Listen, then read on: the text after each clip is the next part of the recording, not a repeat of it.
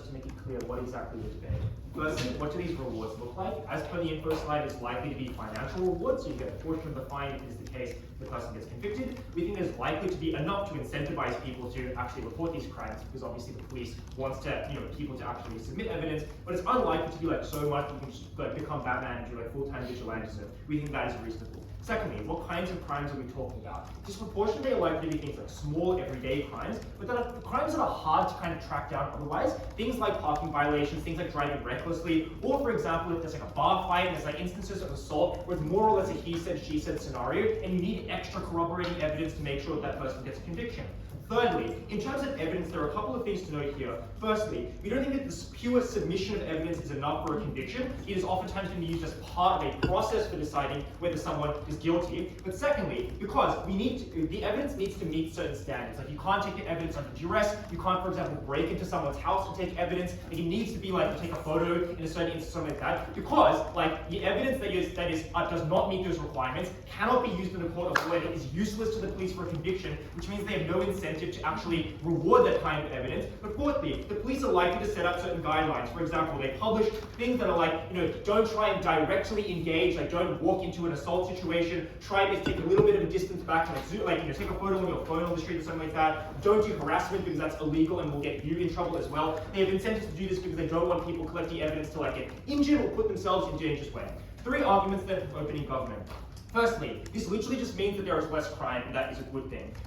Firstly, the first thing to prove here is that people are going to report these crimes more. The first thing I want to prove, the subheading I want to prove here, is that the incentive is necessary for a vast majority of people to submit evidence. That is to say that in the status quo, there is oftentimes a vast amount of under-reporting. The first reason why is because there's literally no material benefit in the status quo, and you have to trade that off on a process that is like a bit of a hassle. Like you have to take video evidence, you have to take photo evidence, you have to fucking submit it to the police, you have to do some kind of report. Potentially down the line you will get brought in for questioning, and oftentimes with the vast majority of people who are just on their way to work or just on their way to get brunch with one of their friends, it's like a little bit of a hassle and they don't have any incentive to do it. Secondly, because there's a culture that says that you are bad if you're a snitch, or you're like reporting on other people, because people kind of have a tendency to think that like some other problems are not really their problem, they're not really responsible for it. Like if you see a bar fight and you see someone like punching somebody else, you think, well, I don't really understand what's happening in this situation, I don't really want to be a snitch. And so people have a tendency to people have a disproportionate tendency for stasis. But thirdly, because people don't give a shit if the crime is affecting other people. If a parking violation isn't affecting you, but is really, really pissing off other people. If you see a bar fight that isn't personally affecting you, you don't really give a shit about themselves and give a shit about that. But importantly, that is especially the case that if the crime is targeted against groups that you have a predisposition to not care about. For example, if you see a crime that is affecting a minority group and you don't think that that's just like, oh well, I don't really give a shit about those people because cognitively you don't think those people should be afforded the same respect and treatment, you are far less likely to really care about that and you would not report that. That changes if you have a financial incentive. So this proves that there are significant amounts of crimes that go underreported, and we fix that because people like money. It's like I get an extra $200 in my bank account, that seems pretty fucking sweet, and all it takes for me is to take a video or take a photo, which means that we are able to cross the threshold of people reporting crime. Why is this useful? It is because there are lots of cases where, as I said, it is more or less a he said, she said situation, and there is a lack of evidence and a comparative. That is to say, you don't have a lot of corroborating evidence from different sources or different viewpoints as to whether the crime actually occurred or the manner in which it occurred. You don't have enough evidence to cross the threshold to get a full conviction. Like maybe you have a little bit of evidence, but you don't actually have enough for it to hold up in a court of law, which means that we get to close that gap, and a lot of crimes that would otherwise go unreported do get reported. But the second reason why we get less crime is that even absent all of that, like assuming none of that happens, this is a sufficient deterrent because people walk around with the feeling that other people, if it's the case they do something wrong, can easily take a photo of them or take a video of them and send it to the police. Like you don't even need a police car there, you don't need someone on patrol, you don't need CCTV camera. There are a lot of places in society where those mechanisms of surveillance do not exist, and people feel like they can get away with doing crimes and doing bad things and doing things for their own gain which harm other people, which means that at the point at which you think that even if there's only one or two other people around you, that could be the difference between you getting convicted and not getting convicted, that means that you are far less likely to engage in crime. The impact of this is actually very severe. Firstly, is because in terms of scale, there are a lot, if you believe there are a lot of small kind of crimes that are pretty annoying or do harm people on an everyday basis that now get reported, like literally hundreds of thousands of more cases getting reported around the world, I think that in terms of numerically is a very good thing. But secondly, a lot of these crimes do just hurt people. people, like sometimes they are just a bit of annoyance. Like we'll concede that like a parking violation is going to annoy a couple of people, but might not be the absolute end of the world, but they can range to things that are very harmful, like in the bar fight case that I already gave the example of. Before I go on, I'll take a question. Would you let racists participate in this scheme? Alright, preemption coming at the end of my speech. Secondly, the alternative is far worse. We posit to you that if you put this in place, there is far less incentive for there to be increased things like officers on patrol or repeat police officers randomly stopping people in the street in very intrusive ways. Because obviously they're going to be like, oh, what about racism? But the problem is that it's the police that are disproportionately racist and have the capacity to impose that racism. At the point at which you get less of that on our side because there's less incentive, that gets solved. Why is it the case that you get less of the harmful alternatives? Firstly, because there's less political will on the part of voters. At the point at which the overall population feels a lot safer and feels that things like intrusive, stop and frisk things are unnecessary, they're less likely to vote for those kinds of things. But secondly, because the police themselves want to divert resources to instances that actually matter, they want to cut corners and say like, well, this surveillance, this officer on patrol is kind of sitting around with his thumb in his ass and not really doing anything. Maybe we'll just like not pay him and make him do something better, which means that they have an incentive to cut these things in the first. If it is the case, they know that they can rely on citizens. Why is it the case that cops are only comparatively worse in these specific contexts than the average population? Firstly, they are far more likely to escalate situations that do not need to be escalated. Firstly, because they can act with impunity because they have particular legal protections by virtue of being a cop. But secondly, because they are armed, they have guns, they have tasers, they have fucking mace or whatever, which means that they are far more able to harm the average individual than an ordinary citizen. But secondly, because they tend to be more bigoted than the average person. Firstly, because you self-select. If you know that like cops tend to be institutionally like it's a racist institution, and you join that racist institution, you're more likely than the average person by chance to be a racist. Secondly, because there's an echo chamber in these institutions that are like minorities are scary, and you ought to be aware of that. But thirdly, because cops need to meet their quotas, so they're more likely to bug people on the street, they're more likely to do intrusive things because they necessarily need you to meet their quota. Thirdly, the money is beneficial in and of itself. Some people get hundreds of extra dollars. I think it's a fucking good thing. They can go on a holiday, they can buy themselves nice food. That's pretty good. Awesome. I think speak for their speech and call upon the leader of the opposition.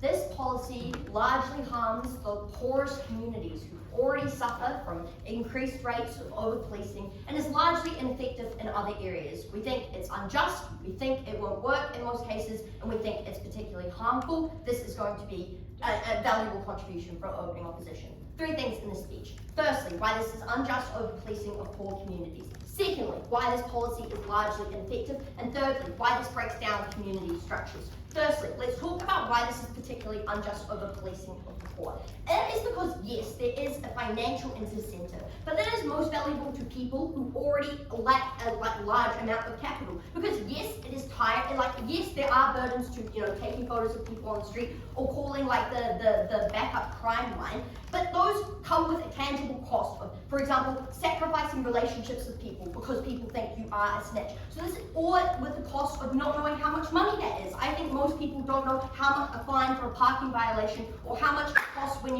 someone gets sentenced for a king hit in a bar. That's an unclear financial incentive. I think it's likely then that the people who take this are the people who have the lowest, have the most to gain from getting that financial incentive because they are coerced, because there is no other option for them to be able to gain that extra money. And what does that do that is particularly harmful? I think that leads to far more invasions of privacy in people's life because you feel like your neighbors are always watching you, always spying on each other, and always, watching you as you walk down the street or watching you where you park your car, whether that you have to pay for a parking permit on that street. So even if you are not doing anything illegal, you feel an intense sense of being watched and an intense invasion of privacy. We think that is personally, principally abhorrent.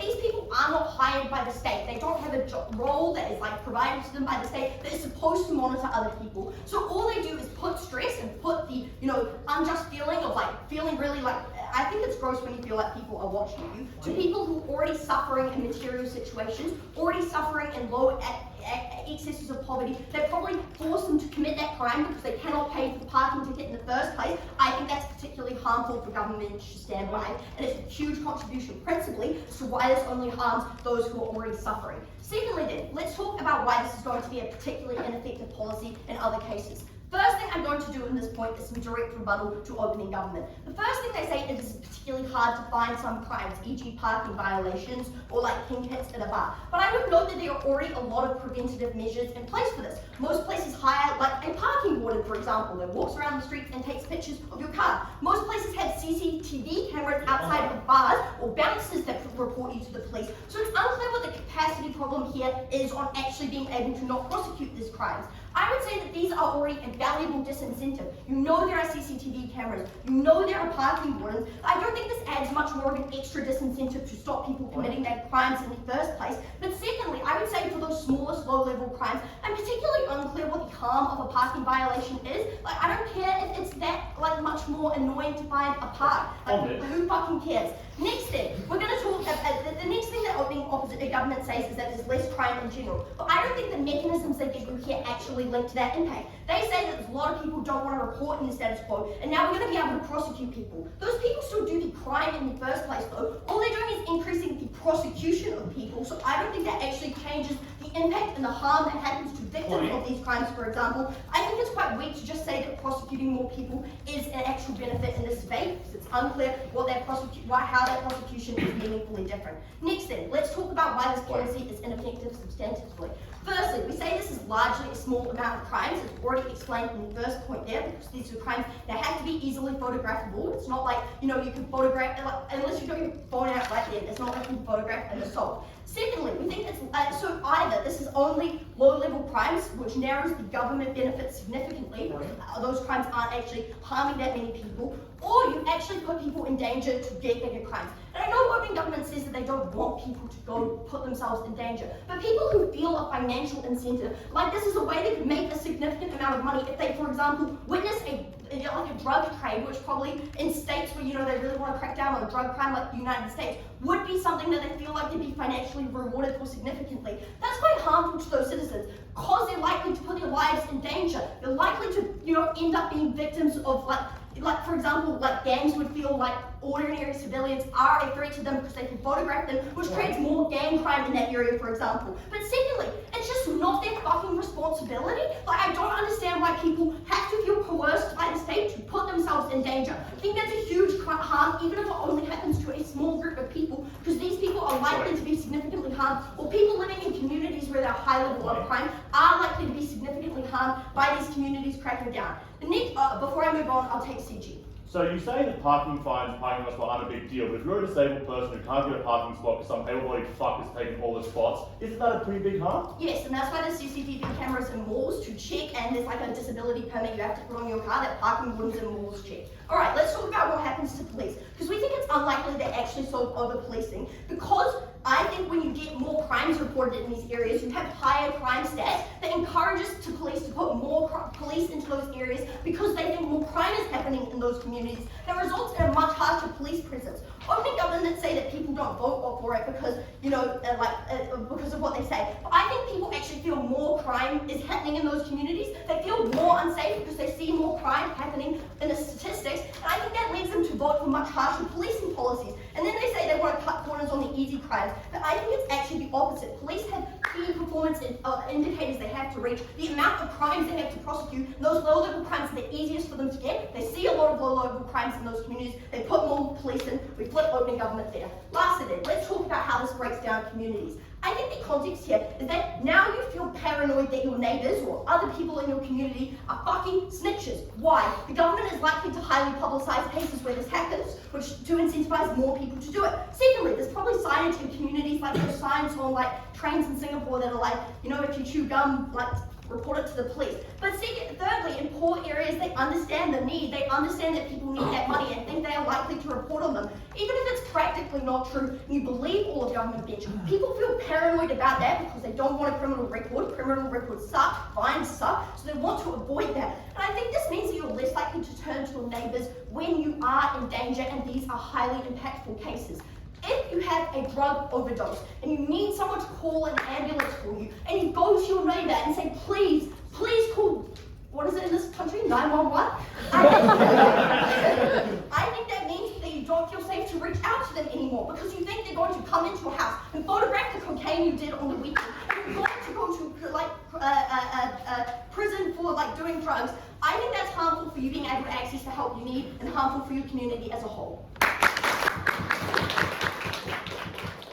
Brilliant. I think speak their speech and call upon the Deputy Prime Minister.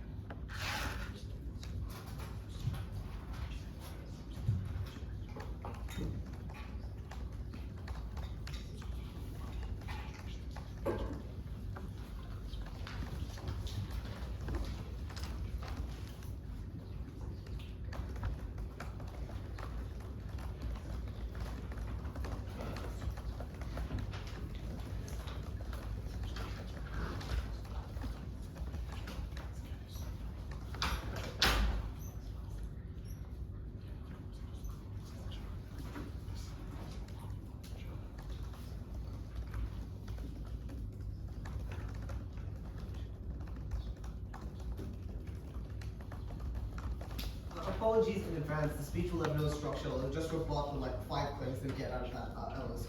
So firstly, is there a problem that exists on the South Coast?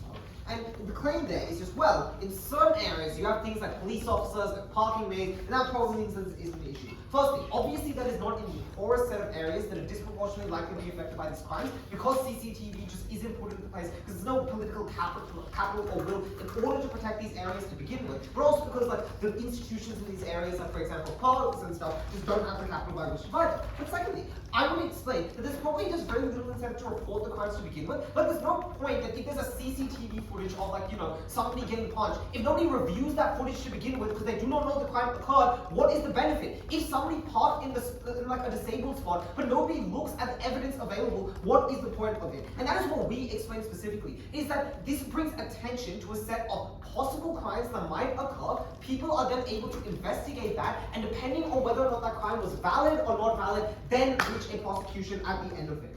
What does OO say?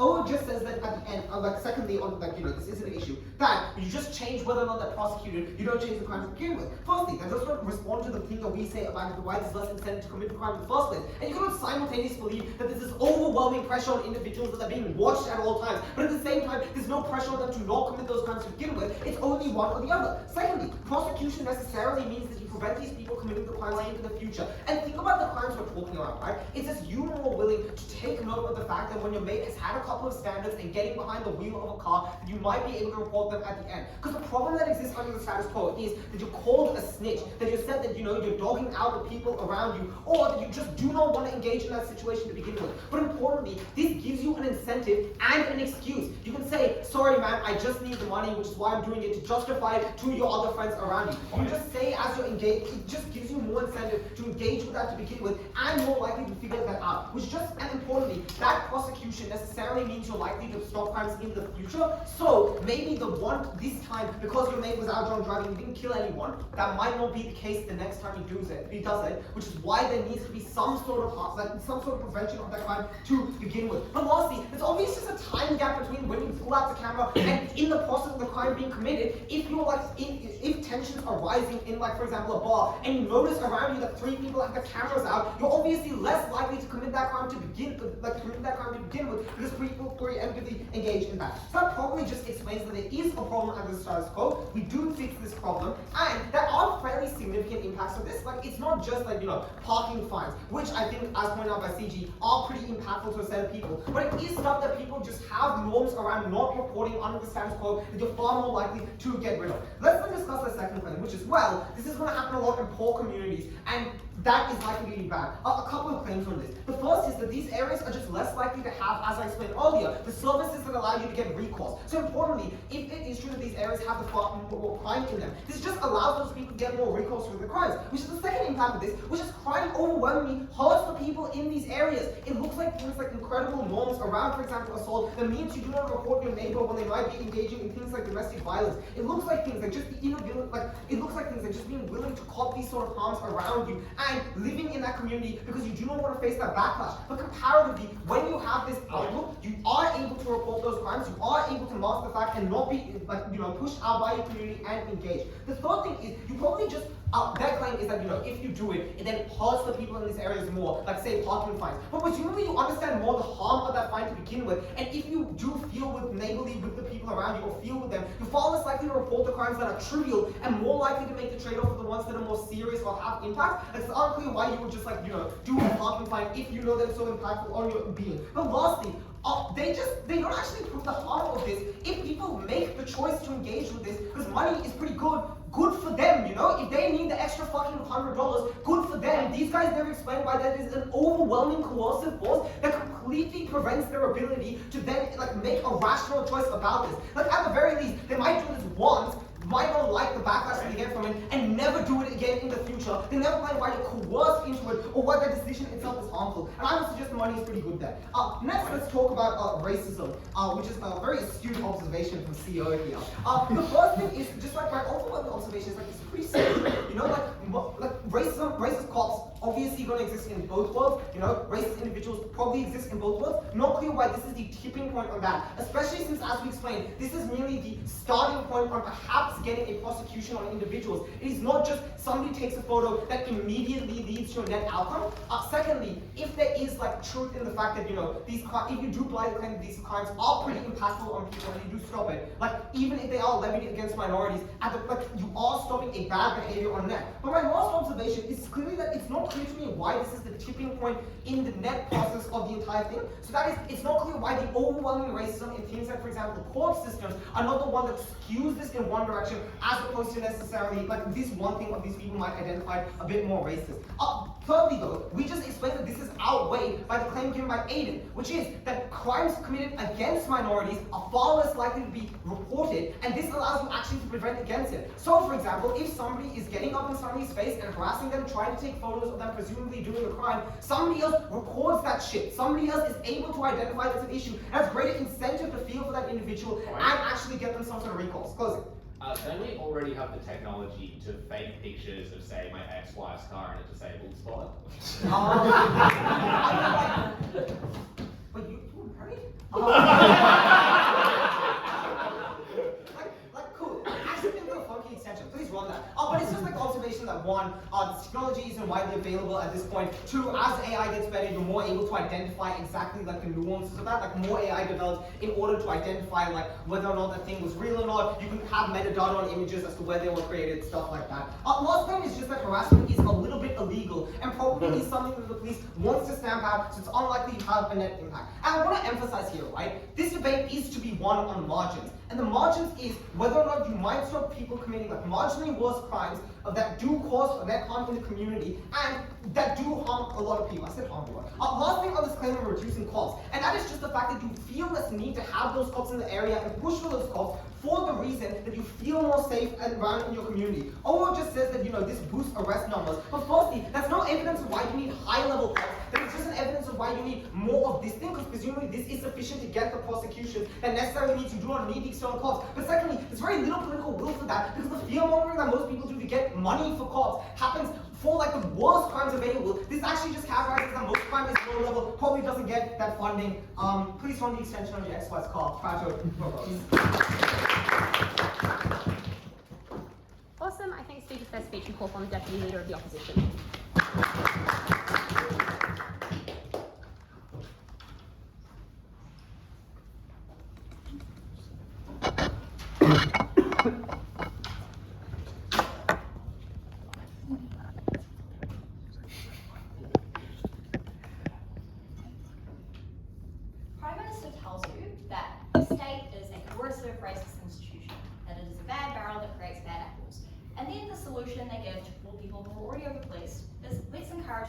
more interactions with that system, go to the court, and try to allow them to even the playing field with majority people, which is what we hear at DPM. Obviously, that does not fix the problem. We think that less contact is obviously better. What I'm going to do in this speech, firstly, I'm going to defend one of the core ideas you hear at opening opposition, which is that this is overly disproportionately affects poor communities. They're going to walk through why that leads to over surveillance and leads to worse policing. Then I'll deal with the government harms. So firstly, why do we think that this is obviously going to be disproportionately in poor communities? And that is for some of the reasons opening government tells you. They tell you that there is a significant social stigma against being a stitch.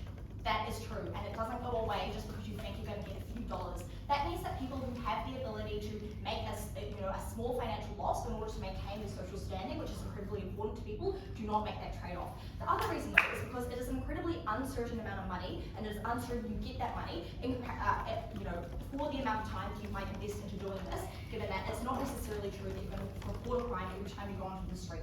That means obviously that only wealthy people are the ones who escape this. It's poor communities that are focused on policing themselves and the people they live alongside.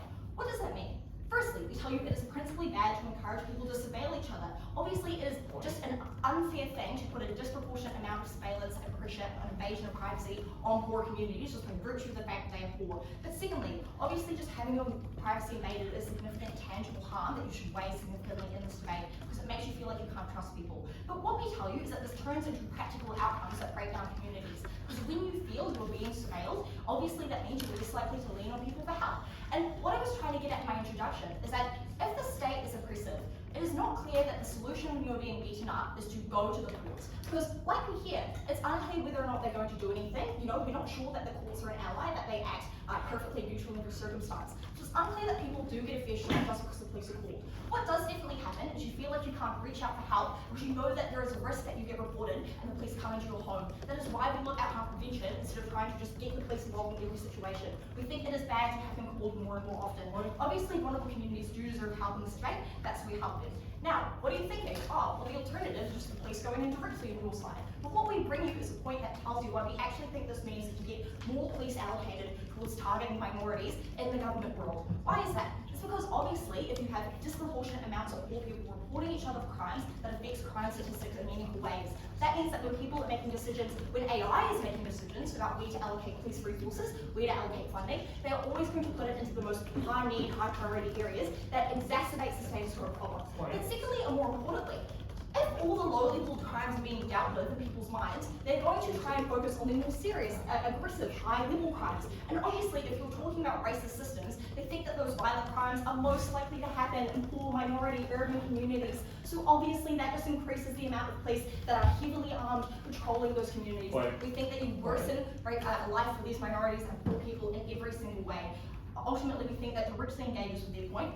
We do hear from them a point that people don't think stop and frisk will happen, don't think stop and frisk is necessary anymore. But obviously, white people who are voting on policies do not necessarily trust minorities or poorer people to inform on each other because they are just racist, right? So they are still likely to vote for those policies. You cannot circumvent those harms from happening. Okay, closing. Without every cell phone in Gotham becoming a security camera, how would the Batman have caught the Joker in the Dark Knight? He's just Batman, sorry. Do it. Okay, secondly, why do we think this is just incredibly ineffective at reducing crime? Look, we don't need to refute lots of the opening government case because we just danced around it. What they tell you is they agree that this is about low-level crimes. And to close up closing government, I'll give you some reasons why it's definitely only about low-level crimes. Firstly, because it's about crimes that can be easily photographed. Secondly, it's because most people are willing to engage themselves. Thirdly, it's because it's crimes that are predominantly fine-based. But additionally, we have heard no verification from the opening government that this is predominantly within poor communities. They're only trying to give us ways that poor communities can benefit from this. Too late. Okay, so why do we tell you this is bad? Firstly, it is not necessarily the case that when a minority reports a crime that they are necessarily helped, right? We are already able, minorities are already going to report when they're being assaulted. People have cell phones. They are already incentivized to do that because they are worried that will happen to them, right? There are already community incentives to look out for people against all kinds of assault. We think that when the police are called, they just don't listen for alternative reasons, right? You don't necessarily solve that. What we tell you though is that the only tangible difference you do get is you get a whole lot of people getting pinged for minor fines and infringements. What we hear from closing government is that able people should not be parking in disabled car parks. Yep, that's true, but we are just not willing to trade that off against the significant invasions of privacy, against the significant breakdowns of community that they have to cop as a result. But additionally, we try to hear the government say that they're preventing bar fights and all sorts of things. And what we hear is that poor people live in smaller communities without infrastructure, so they're not likely to have any other alternative to grassroots reporting. That is just factually untrue, right? Poor people tend to live in urban centres because of the way that societies works. Like, that is where the most high intensity living areas are, that's where it's cheapest to get a property, that's where the most service and hospitality and low paid jobs are. So they tend to be concentrated in urban areas. Well, obviously you have the most CCTV. Obviously most developed cities in the world have huge amounts of surveillance at any given moment. The issue is just about pointing out where the police should be looking into and investigating. If it is a serious assault that is likely to get a lot of attention, get a lot of flags raised, people are likely to report that without the need for the public to raise that. The only things that change and get more people effectively getting pinged for doing minor infringements that we don't think are important. Finally, just adding some additional rebuttal into the debate in case we try and get that from the government. Firstly, just note that there is no principled reason or duty for people in the community to be doing this, right? Maybe they have some kind of duty to be good Samaritans, but they do not have the necessary mandate that the state has to coercively intervene in these situations. And just because the state is inadequate at policing people and sorting out crime does not mean that citizens necessarily have to fill in.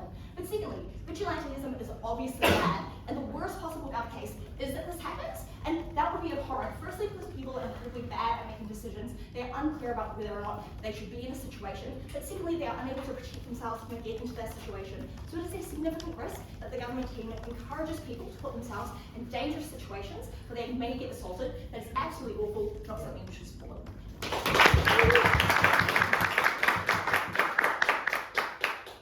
Awesome. I think speak for their speech and call upon the member for the government.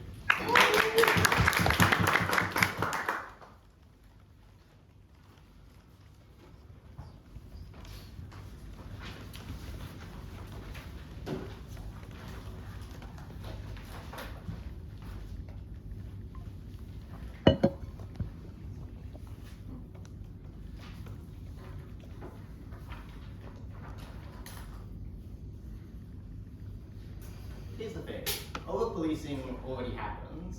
Things like white people calling the police on minorities when they enter their gated community already happens, right? What we're going to tell you in this debate is that that will receive now an appropriate backlash that it hadn't properly, thanks to an education of the populace. What that will cause is a relaxation of laws that were unjust, that were overfined and under-enforced. 3 questions here: education, relaxation, application. But first, I'm going to be doing a quick thing on what sort of crimes we talk about when we're talking about them, right? All the sides agree these are small crimes, right? Because of quantity, because of the ease of reporting them, and so forth. It looks like parking violations. It looks like jaywalking. It looks like things like old language, which is illegal. It looks like things like people biting public transport without paying for them. But the thing I want to dispute here is where it happens, right? Because we hear a lot that this happens in poor communities, right? Where people are willing to be snitches based on like a financial reward that is significant. I'm going to flip that side and point out that often in richer communities is where people are the most busybody, right? Is where people already currently report things, no thank you. Is where people have like weird laws in their neighborhood watch and their homeowners association about things that they're willing to enforce regarding like how your hedges look, right? We think these people are likely to take that up with glee, right? These are also the people who have the most connection with the law and are the most comfortable sending things to the police. They're also the people who care less about these fines because they don't understand the sort of impact they can have on other people. Importantly, they live proximate to each other. They live in similar neighborhoods. They catch similar trains, right? That means that currently, and those people are likely to report it, and they are likely to report each other. This will expand on the impact of this throughout this speech. 3 things here. Firstly, on the education of people surrounding these laws and what to do about them. The first thing to note here is that, like, as has already been pointed out, this probably has to come with a series of guidelines that come out to people by the police. This probably comes with significant media attention that happened when we introduced this relatively sweeping and relatively novel law reform. What that means is that it has to educate people on what is illegal, right? Because otherwise, how can you report things that are? It has to educate people on what they're meant to do when a crime happens, right? What is safe to intervene in, how they're meant to report it. What does that mean, right? It means that people are more likely to have an understanding of where these laws sit, of what they mean as illegal. But notably also the police have an incentive to do this. They have a financial incentive to make sure people are educated, because they do not want to receive a whole bunch of spurious allegations of things that aren't particularly illegal, right? So they are probably going to accurately educate the populace. But the second thing is they also don't want to have to deal with a bunch of cases of people who have been involved in assault because they tried to photograph it, got too close, got involved, and as a result, know that you are another victim in the police investigation. So they also have a clear financial incentive to ensure that there are reasonable guidelines regarding what people report. That's what's likely to be things like parking violations and people catching public transport, right? The third way we think people get to education, right, is like the hard way, right? And that equals people who now are receiving these fines, right, for things that they possibly didn't even realize were legal, like jaywalking, like misspelled language, so on and so forth. What does this mean? A couple of things. Firstly, we think general education of the law is important, but secondly, I'm going to expand on why this has downstream effects, right? Not just on the responsible bystander stuff, which I've already covered, but also on the relaxation of unjust laws and implication for people who can't be trials. Okay, on the relaxation of these unjust laws, because we think a lot of these laws probably are unjust, right? Probably are over stringent, probably do carry a fine with them that is just disproportionate, right? There are some things that we support that looks like a handicapped space, as we talked to you about. It looks like Batman, right? But what we don't is stuff, no thank you, laws regarding the indecent language, right? Laws regarding like jaywalking. Things like maybe if everyone in Melbourne is catching the tram without paying, we should consider whether or not we should be charging for things like public transport and the tram, and how much we should be fining people who don't use these. These laws currently are able to exist despite being very poor laws, mostly because they are unequally and poorly enforced, right? That is, most people do not report them. That is to say that the ticket inspectors probably occasionally go on the county-town train, but A, that they are not particularly regular, B, notably they also aren't on trains in richer areas like in the North Shore. We think in a world where people are more educated about these laws, right, where there's a significant public backlash, because there will be when the media sort of covers this and when it is introduced for all the reasons we've already heard about, right, when people are getting fined for these, right, people in rich areas who are getting reported by their neighbours who are quite frankly busybodies, they are more likely to feel like these laws, and I'll take one in a second, are unjust. They are more likely to push back against them. We think that's great. We think it leads to relaxation of laws that never should have been there in the first place. Yes?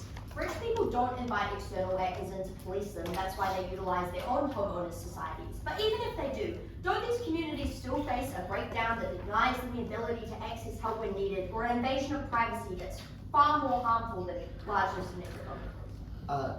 No, because for all the reasons you said, this is unlikely to be crimes that are very significant. It is likely to be how you park. It is likely to be how you got on public transport. We think a couple of things here. A, that doesn't necessarily mean you will end up knowing the identity of the person.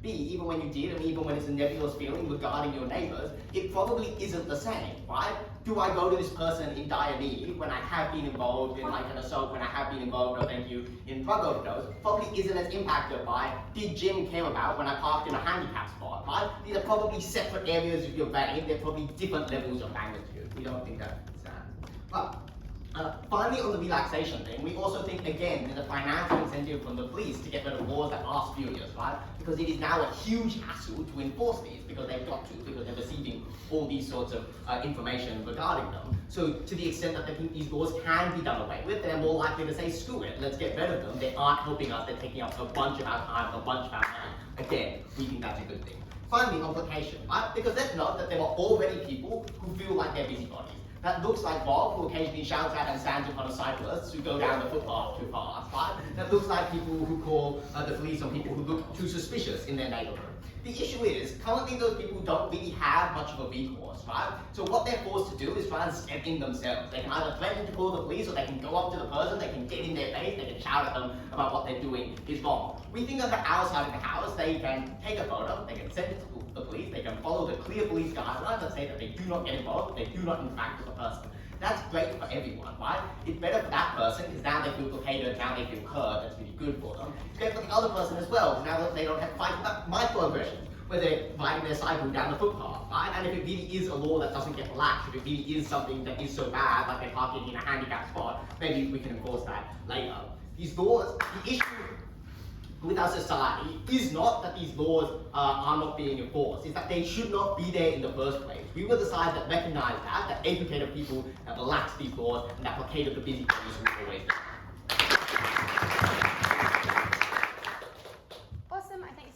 speech and call from the opposition member.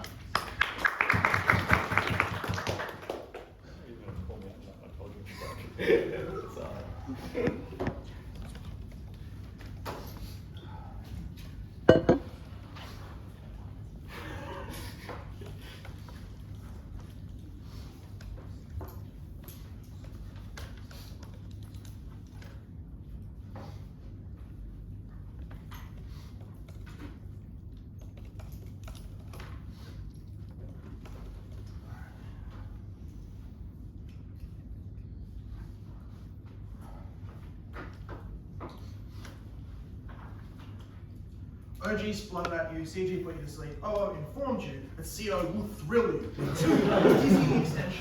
First one, before I get to the 2 extensions, I want to make one quick note in framing, which is the motion, if you read the words carefully, it says widely adopt. Now, the antonym of wide is narrow, which means that on our side at CO, we can support the narrow adoption of this where it is useful. For such, for example, in cases like tax evasion, where you receive a cut if your company is dodging tax and you point out. Or just say, if you get the nice stuff, you've got to deal with parking fines. Let's dig into the extensions. The first extension I'm going to open with a kind of extended analogy story. And it actually relates to New Zealand, which is really cool because we have some New Zealand friends here with us. It relates to, I'm not sure what exactly the town or city was, but there was an ordinance where if someone parked, if you owned a business and someone parked in a parking spot near the business or one of the designated zones, you could clamp their car and then you could charge whatever you wanted in order to get them to unclamp it. And there was one guy who serially clamped a bunch of people's cars. He basically had a very weird and manipulative relationship with an old woman who owned the business, the antique shop, right? He clamped cars all the time. He would find, and it wasn't clearly marked, he would clamp hundreds of cars. He charged people as much as he wanted and got into a giant, like, holding their car hostage and refusing to let it go. It caused fights. It made people incredibly upset. The cops were continually getting called, and what happened was it repealed. And it eventually got repealed, which is to say, right? No, that's your support. It's bad. All of that happens. All this to say, this creates what Mark decided to call and prep the bad vibes society. Right? The entire language for G here is quite, is the starting point. The feeling of being watched by others. The feeling of being a bit unnerved if someone is holding their phone near your car and wanting to get, feeling odd about that. Now, I will have some of this material. I'm going to wait a bit later to explain why the contribution we have is unique, but there are 2 additional mechanisms they failed to point out. The first of which is, this is a clear trigger point for conflicts and fights, which actually beats CG's material. It's not like people start a fight because, if only there was a way to report this improperly parked car. What happens is, if you have people doing this for money, right, and taking photos, and you see that, and you're angry, and it's a hot summer's day, and you've been really mad at your kids, and you're already someone who's particularly violent, you're going to start a biff, and that's going to be a problem, right? Like, you actually don't necessarily want these laws to be enforced to the full extent of the law all the time. You want enough enforcement, enough kind of randomized enforcement, such that people don't do this stuff like crazy, but you don't want to enforce all the time, because if you did, there would be just way more problems, there would be way more fights, way more difficulty. And the second kind of mechanism here that OO doesn't have, first we point out like biffs occur and people are kind of typically pretty febrile, especially when they get caught out like this. They feel sort of insecure and also enraged, they attack. This type of stuff generates all the time. Look at road rage in Sydney. This kind of thing can happen. The second observation, though, is there will be some people who do it with a level of almost religious devotion, right? Like, there are some people who both enjoy either bullying others to a great deal, like this guy who owned the antique shop, who also went on to creatively use the legal system to bully and harass other individuals because they enjoyed the power that came from that, and because they have a veneer of, I'm doing the right thing, I'm enforcing the law, is the first thing. But obviously also you have people like Monk's ex-wife who will be targeted perniciously, right, because of their pre-existing attachments to someone, which is to say, this is just another vector for bullying and harassment, the kind of bullying and harassment that actually is not illegal, right? And the police can just say, well, unless they physically threaten to harm you or give you a death threat, we can't actually do anything about it, but can change make your life so miserable. Like the particular person I'm thinking of in this community in New Zealand was a really nasty person who made other people's lives incredibly toxic. He was a really manipulative, horrible person. Those people exist, and they will use this system to punish those around them. Let's weigh against OO. OOs, they say 3 things. They're like, oh, well, it's principally abhorrent to violate people's privacy, which we agree with, obviously, we agree with all this. That, you're gonna hang out with your neighbours less, you feel like the city's more lawless, you might vote for more cops, etc. All that's fine, but actually this is, I think, the big harm here, which it creates a kind of general atmosphere of misanthropy, right? There's more fights, there's more anger, there's more distrust, there's more dislike of each other. And that means you feel less committed to other people. It means you're less interested in other people. It means that when other things in society go wrong, or if there are existing problems, you're just not as committed over time. And this is literally a slippery slope argument, because it argues that over time, right, these sort of things decay. The general sense of misanthropy is more likely to occur. People already feel this to a certain extent, but you encourage those feelings more and more, and you get, for example, when this school system isn't going very well, people not particularly caring, people not really giving a shit. When other people are in trouble, you're not just in like acute instances, but over time, if someone else has a problem in their life, or members of your society have a problem, you care less, because of a general atmosphere of misanthropy law helps cultivate. Obviously, it's not necessarily the only thing that helps cultivate it, or it doesn't mean that attitude doesn't already exist, but governments shouldn't do things which make it more likely for people to have a genuinely antisocial attitude, and this is one of those things. And given that the law enforcement works relatively well on the status quo, the marginal benefit they're trying to obtain is really small and not worth it. Yes? What is worse than getting fined for a parking violation is then getting filmed biffing someone and then going to prison. Right. I think that So it's the a problem, deterrent. the problem with that is, like, just like with bar fights, people don't plan to get into a bar fight. They're irrational, they're angry, it's a hot day, and they get into a fight. Like, I don't know what you want to say, Aidan. Yes, rationally no one would ever commit a crime. However, crimes exist. Next extension.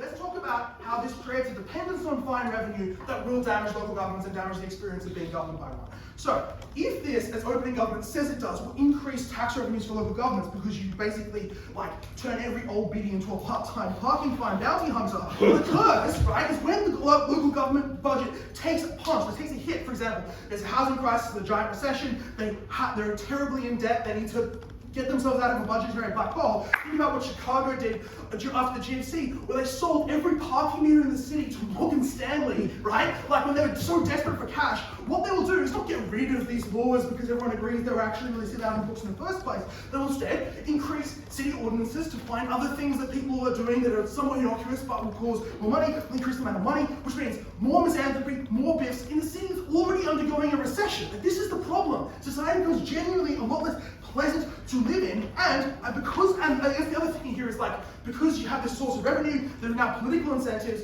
to cut local property taxes, right? Like either the mayor will do it because it's popular, or the challenger will do it, the mayor will force to do it. All of which to say is, government, because you create this, you deputize almost the entire community, you create an alternate source of tax revenue, and because you can create more fines easily, often without needing to just like one vote of the city council to do it, that enables you, encourages you to get more money from that source instead of doing unpopular things like raising property taxes where necessary. All of which is to say is that local governments become these weird parasitic creatures where they just squeeze as much money as they can by creating stupid legal sort of obstacles that are really easy to trip over, and then a small group of incredibly dedicated and silly people spend their life enforcing. It's a terrible place. It's just not worth it.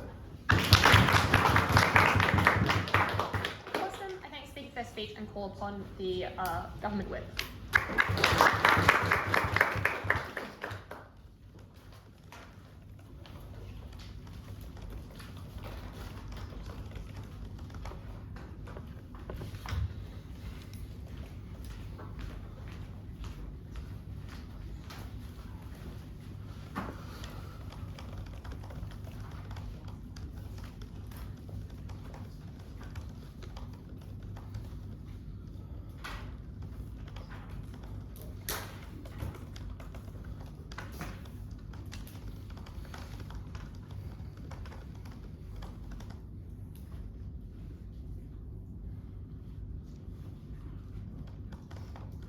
Sorry, Brendan, but cheap thrills and dollar bills are no match for good analysis, and that's what we give you on CG today. Maybe boring, but it's debate winning. Let's get on to the list of rebuttals to CG, and then we'll deal with the rest of the extension and wipe it out the rest of the team.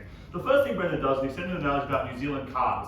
Importantly here, the thing that Brendan misses is that the enforcement of those silly laws meant that they got repealed, which is in fact the CG case, which is why we pay more tax, because it actually proves our mechanism. And that is to say that this law existed, it was used selectively, I guess to stretch it now back to Australia, sorry, New Zealand. It would be used selectively against Indigenous people, so it would never get media attention, no one would care about it. When there's an ad campaign that tells you 3 times in every ad break in Home and Away that you have to like report these things, people will realise how stupid it is, and that's when they start to see that change. So the repealing mechanism at that point actually helps to serve CG in this case, not closing opposition. The second thing is about pernicious targeting. And it seems here like the way in which the law is being applied is particularly bad. So again, that pernicious targeting of Rothery's ex-wife is exactly why people who also are ex-wives would see how pernicious that is and start to campaign for those laws to be changed, prevent themselves of that. Also, like, come on, it's AI, we'll regulate it, we'll stop those things from occurring, we'll prevent that stuff being done. I don't think we need to take it significantly. I think we can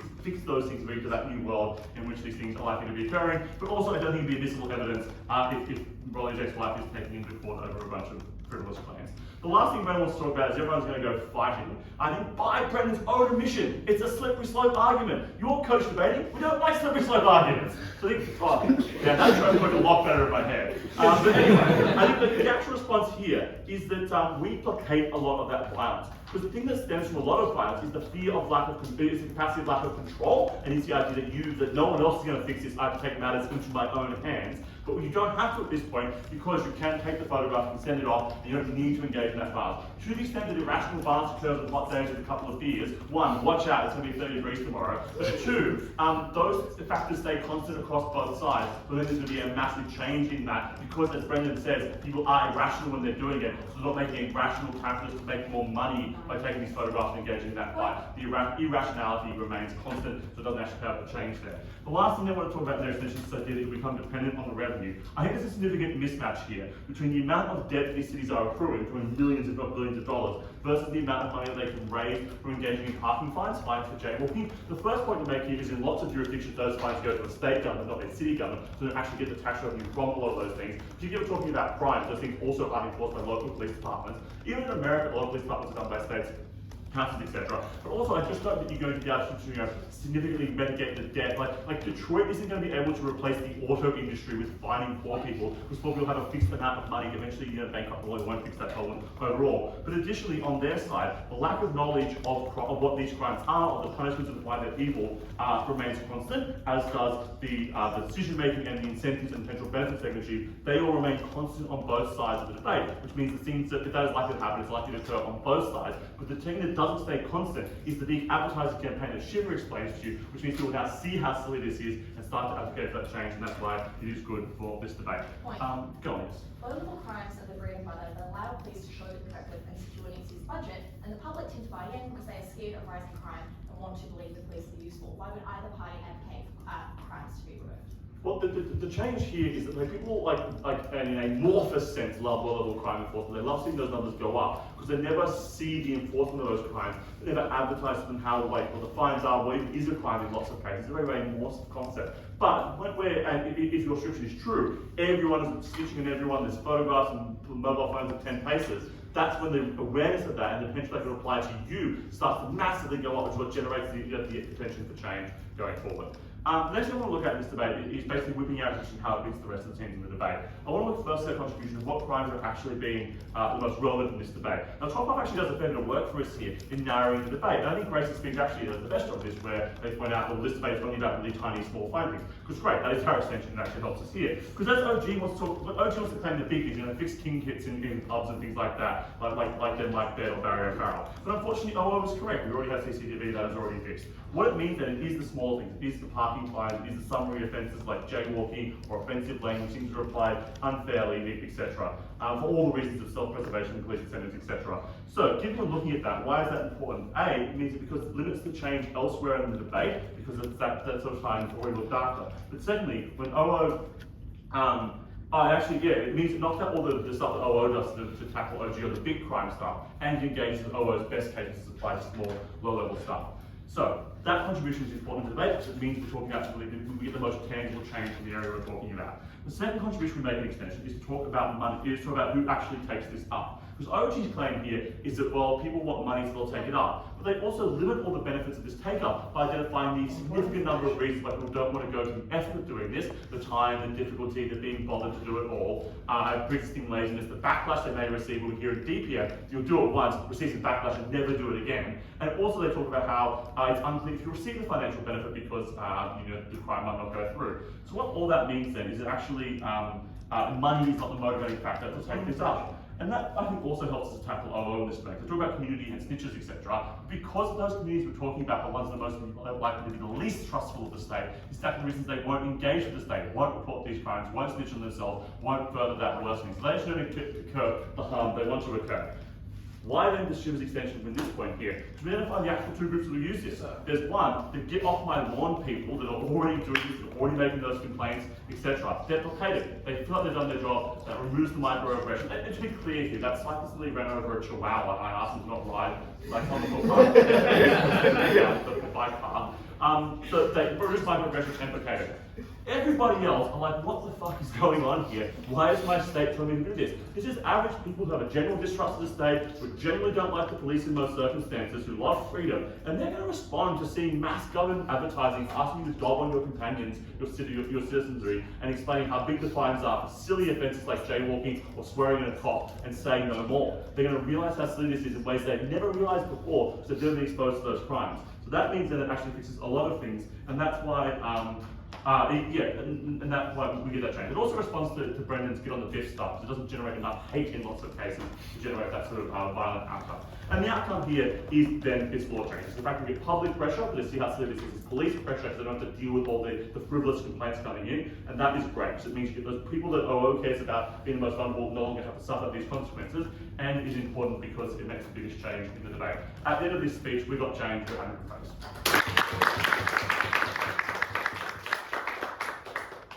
Awesome. I think speaker for their speech and call upon the opposition whip to conclude the debate.